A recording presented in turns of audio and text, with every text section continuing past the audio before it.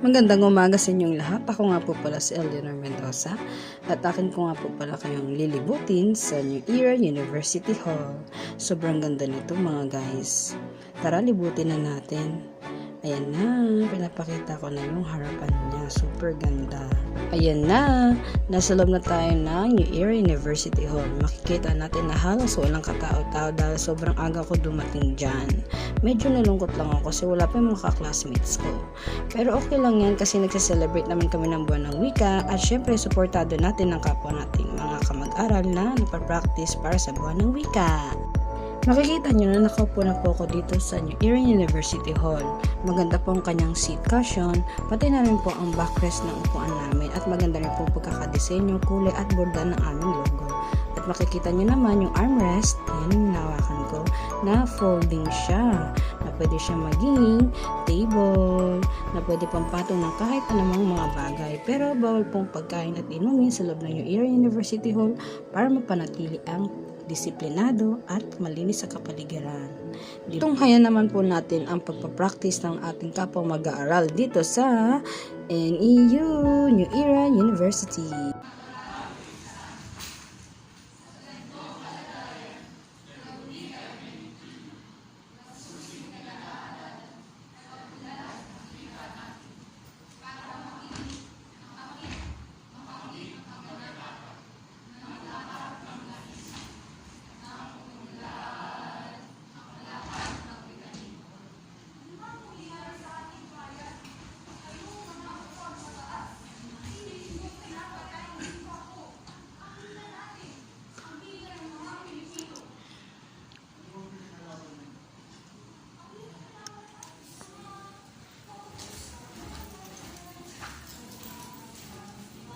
Oh, manap na iba.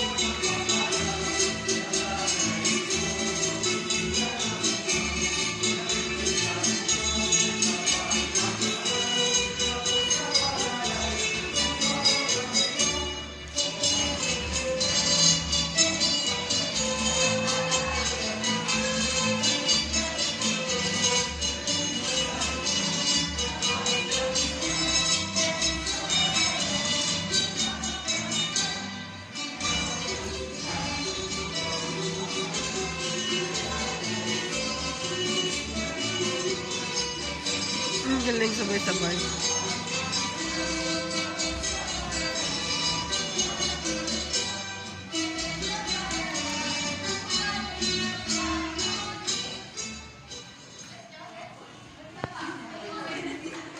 Ayan na, kasama ko ng aking best friend. Makikita nyo lamang po kami dyan na nagvo-vlog at paporma-porma. Pero sa totoo lang, nagsusulat din po kami dyan ng narrative report upang ipasa din namin sa aming butihing guro na si Professor Adolyam. At syempre, matutunghayan din natin dito ang kanyang napakagandang speech at mga aral patungkol sa buwan ng wika. Halina't ating panoorin. Tara! Yan po ay itinakda ng ating Pangulo Manuel L. Quezon doon sa proklamasyon niya bilang 75 na magkaroon ng buwan ng wika. Prepare mo nga ako No? ng Pero wala pong sinasabi sa kasaysayan na isang buwan, isang linggo, o ano pa man. No? Okay. Tapos po, yun po ay pinagdiwang na taong-taon at sinusugan naman po yan pagkatapos ng pamumuna. Sinundan po yan ng Pangulong Ferdinand Marcos Sr. noong pong 1973 sa kautosang pagpapaganap po bilang general at 66, yun po ay dineklara noong pinagtibay noong Hulyo 31, 1973 na kung saan ang buwan ng Agosto ay ipagdiriwang ang petsa, ang linggo ng wika. Panahon po yan ng Pangulong Ferdinand Marcos, na tawag po ay Linggo ng Wika. Ipinagdiriwang lamang po ito sa buwan ng Agosto, pero mula sa petsang 13 hanggang 19. No? At pagpupugay na rin po yun sa kaarawan ng Pangulong Manuel L. Quezon. At nang matapos po ang termino ng Pangulong Marcos, pumalit naman po ang termino ng Pangulong Corazon C. Aquino. Diyan po nagsimula na kung saan ang ating linggo ng wika ay kailangan natin ipagdiwang, no, mula unang araw ng Agosto hanggang sa huling araw. Yan po ay mula na tinawag na ng buwan ng wika. No? Kaya po naging buwan ng wika. Kaya ngayon po ang tawag ay buwan ng wika, wala na po yung linggo ng wika. Okay. Kung mapapansin po ninyo, ang mga petsa ay Agosto. Pero bakit Setyembre tayo nagsa-celebrate? Kasi malimandao at magaling, mayahabol din. Kaya para po tayo makasunod dun sa mga kautusan na talaga po, unang-una talagang ipinagdiriwang ang buwan ng wika sa mga paaralan. Sa bawat taon po ng buwan ng wika ay may iba't ibang tema. No? Na yan po ay ipinararating ng Komisyon ng Wikang Filipino. Sa bawat taon ay may tema. Ngayon, ang tema natin ay Filipino at mga katutubong wika. Wika ng kapayapaan, seguridad, inklusibong pagpapatupad ng katarungang panlipunan. Ano po ba yung temang pahayag na ito? Ano? Ipinakikilala lang po sa temang ito na ang wikang Filipino ay hindi lamang isang simple, no? Nagsaslide po. Isang simpleng paraan ng komunikasyon na kung saan ito ay isang instrumento ng kultura, edukasyon, katarungan, kapayapaan, sa lipunan at daan para sa pag-unlad po ng pagkakaisa. No? Yun po yung pinakatema ng ating buwan ng wika. Na kung saan, alam naman na po naman natin lahat, lalo na po yung mga kabataan ngayon, no? Kayo po ay mga fan ng mga Korean movie. No? Okay. Kahit paano po, sa buwan man lang ng Agosto, maalala natin yung sarili nating wika. No? Na kung saan po, tayo mga Pilipino po tayo, pero marami pa rin po tayong mga hindi alam na mga salita. Ano nga po yun? Halimbawa, no? Bibigyan ko po kayo ng halimbawa. Pero tulungan niyo po ako, baka sakaling meron ngayong alam. No? Bawa po yung mga salita. Kasi ang buwan ng wika, ito po ay pinagdiriwang upang alalahanin natin yung ating unang wika, kultura, mga wikain, tradisyon ng mga Pilipino. Ano nga po ba? Halimbawa po, magbibigay kami ng mga halimbawa ng salita. No? Baka sakaling makatulong sa atin to. Okay. Next slide po. Okay, may mga salita po tayo, no?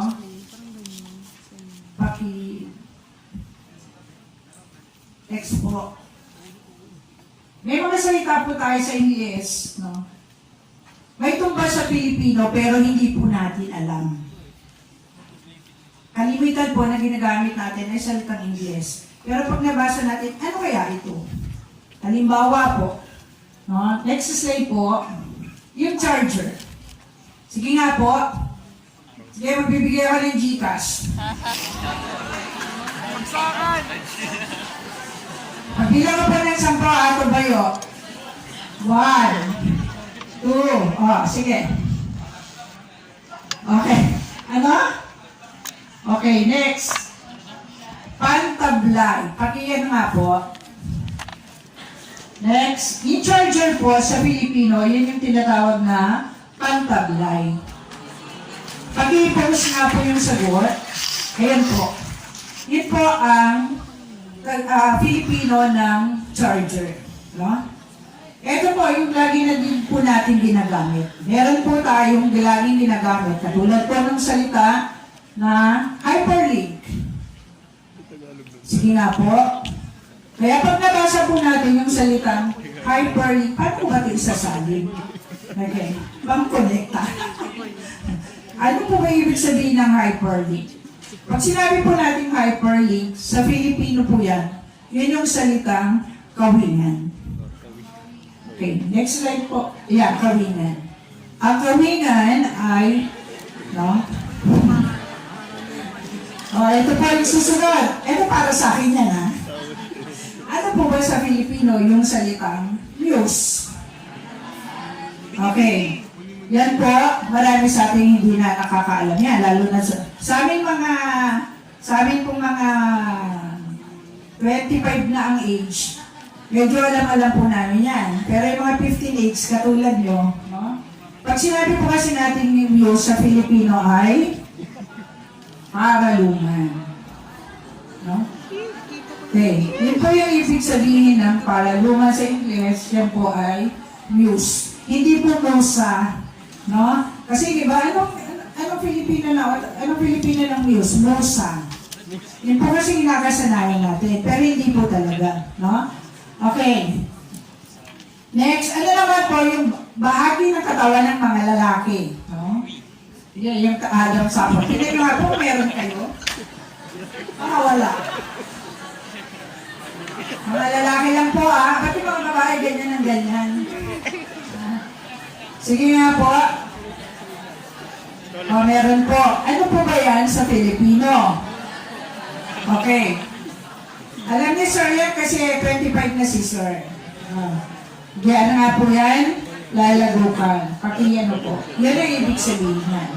No? Okay. Minsan naman meron tayong mga naririnig sa wikang Filipino. Pero hindi natin naiintindihan. No? Halimbawa po, bibigyan ko kayo ng halimbawa. No? Okay, pakipost nga po. Yung pangaso. Huwag niyo po lalagyan ng gitling yan, Kasi pag lalagyan ng gitling, pangaso na po yan. Pangaso po, isang salita lang yan. Ano mo ba ang pangaso sa English? Aso? Sige nga, ibili nyo ako ng pangaso, yung kulay asul. Ano yon? Pakipost nga po ang sagot. Toothbrush.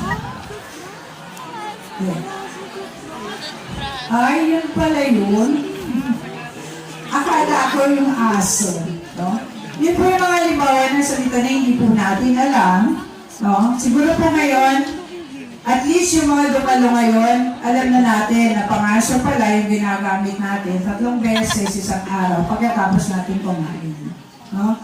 Okay. Meron din naman po tayo yung misa, nabasa po natin. Ano po ba yung next slide po? Yung sulatronica.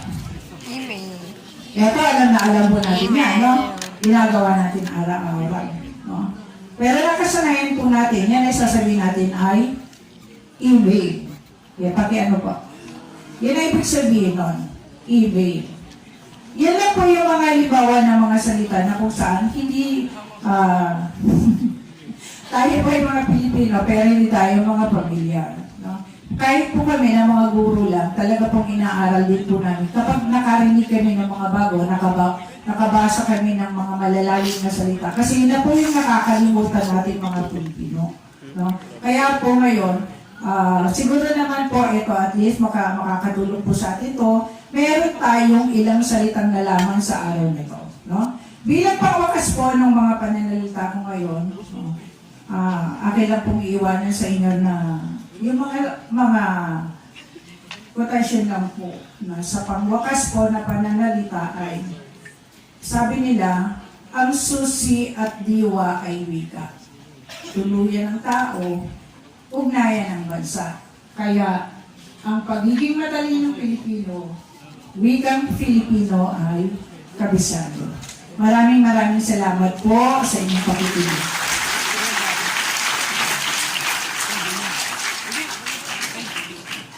Atin naman po dito matutunghayan ang mga kapwa natin mag-aaral mula sa New Era University na magpapakitang gilas sa kanilang mga talento. Halina't panoorin natin. Napapalakas sa ating pagkakaisa at pagkakaisa. Ang ating wika at kultura ay kayamanan na dapat natin ipagmalaki at ikalaki para sa mga susunod na henerasyon. Inihanda ng mga mag-aaral mula sa sosyedad at literatura. Pagkat 5 A.R. Mo.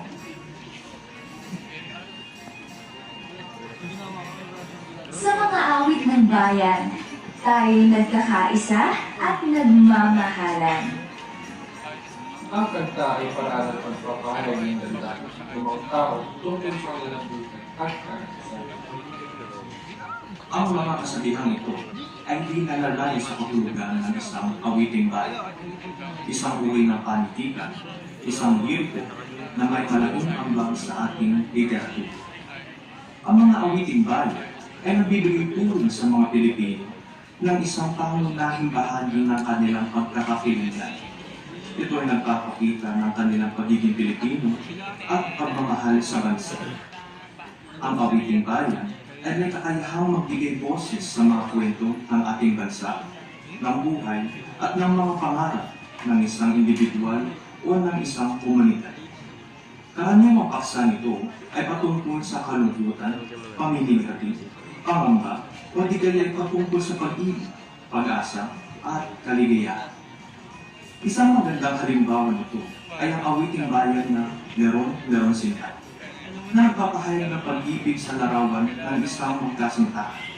Nakukwento ang awiting ito ang patungkol sa normal na pamumuhay o paghahanap buhay ng mga Pilipino sa mga bukirin at mga probinsya.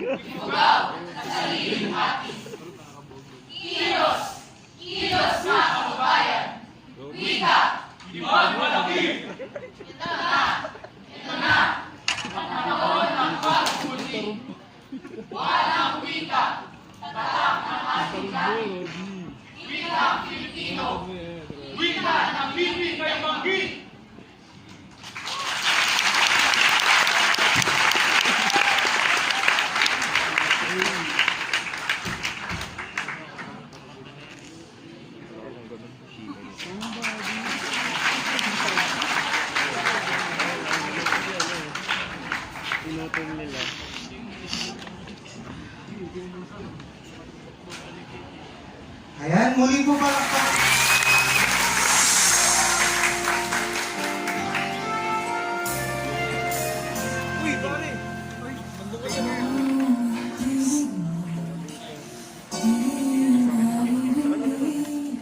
Ano nga bang halaga ng buhay sa dating?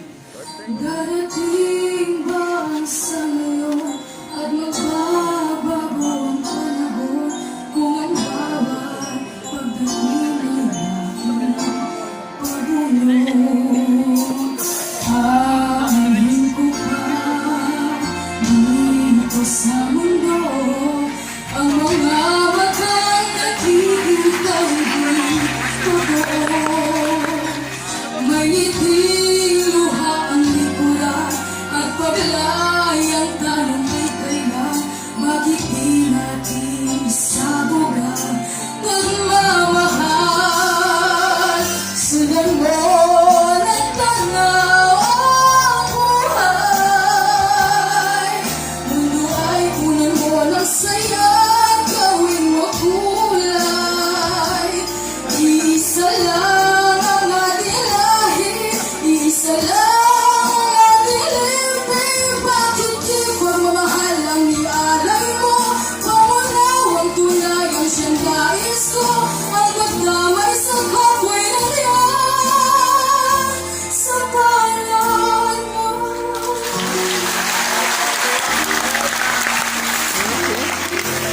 Bawat ang gabi ay mayroong wakas.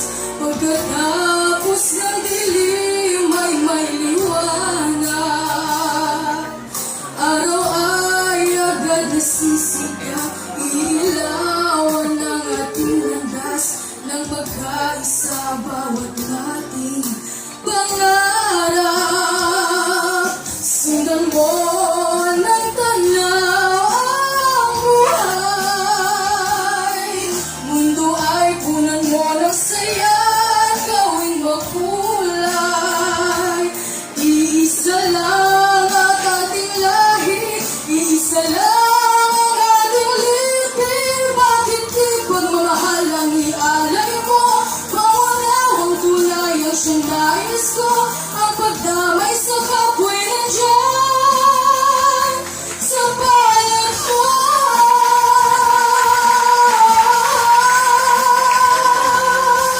Sundan mo ng tanaw ang buhay. Mundo ay punan mo ng saya, gawin mo kulay.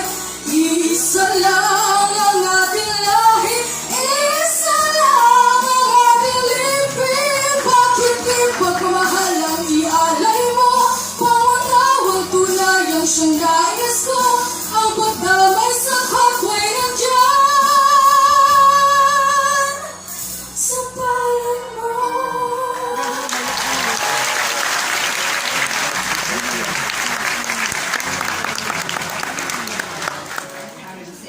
Bakit? Kasi mababa yung CPS.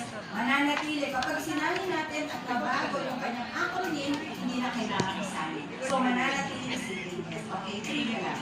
Okay, certificate ng pagkilala ay itinawag kay bilang pagkilala sa kanyang mga mahalagang kaalaman at naibahagi sa pagdiriwang pagdiriwang ng buwan ng wika na may temang Pilipino at mga katutubong wika, wika ng kapayapaan, seguridad, at inklusibong pagpapatupad ng mga katarungang panlipunan.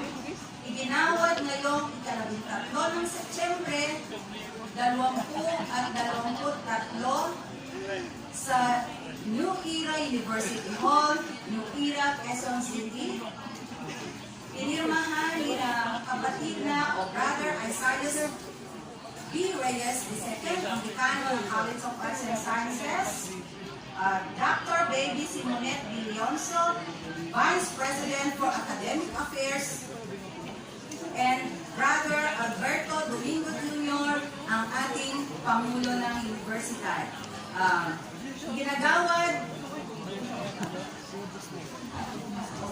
Iginagawad ang sertipikong ito kay Professor Adoyam B. Castor. Muli ako po si Eleanor Mendoza mula sa Kolehiyo ng Edukasyon. Please like, subscribe, and share my videos. Maraming salamat sa panonood.